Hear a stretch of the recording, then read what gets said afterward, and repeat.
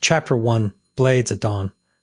The first light at dawn creeps over the waters of Dan-no-ura, painting the horizon in hues of blood and gold. The sea is calm, deceptively so, as if the very waves hold their breath. On the decks of the Taira ships, men move like shadows, their armor glinting in the early morning light. The air is thick with the scent of salt and steel, the weight of fate pressing down on every shoulder. This is no ordinary battle. This is the last stand of a clan that once ruled the land. Kagekiyo, the last great samurai of the Taira, stands at the prow of his ship, his hand resting on the hilt of his sword. His eyes are fixed on the distant horizon, where the Minamoto forces gather like a storm on the water. He knows what comes next. The end, the final chapter of a war that has raged for years. The Genpei War has been a dance of blades and betrayal, of loyalty and loss, and now it all comes down to this. Around him, the warriors of the Taira prepare. Some sharpen their swords, the rhythmic scrape of stone on stele. Steady, grim rhythm.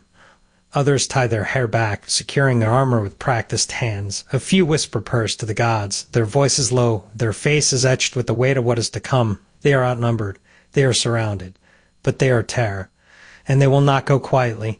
The war drums begin to beat, a slow, thunderous pulse that shakes the very air. The sound is primal, a call to arms that stirs the soul. It is the heartbeat of war, the rhythm of destiny. The Minamoto ships draw closer, their banners snapping in the wind, their warriors roaring their battle cries. The two fleets are like two great beasts circling each other, each waiting for the moment to strike. Kagekiyo exhales, his breath steady. He has lived his life by the sword. He has fought for honor, for his clan, for the dream of a Japan that is fading before his eyes. Now, as the first arrows fly, as the first screams pierce the air, he knows this is where his story ends. But it is not just his story. It is the story of the Taira, of a clan that rose to power, that ruled with grace and fury, and now falls in a blaze of glory. The battle is chaos, the clash of steel, the cries of the wounded, the splintering of wood as ships collide. The sea turns red, the water churning with the blood of the fallen. Kagekiyo fights with the skill of a master, his sword a blur of motion. He is a storm in human form, cutting through the enemy like a blade through silk. But for every Minamoto warrior he sends to the afterlife, two more take their place. The Taira ships are being overwhelmed. The Minamoto forces are relentless, their numbers seemingly endless. The Taira warriors fight with desperation, their backs to the sea, their honor their only shield.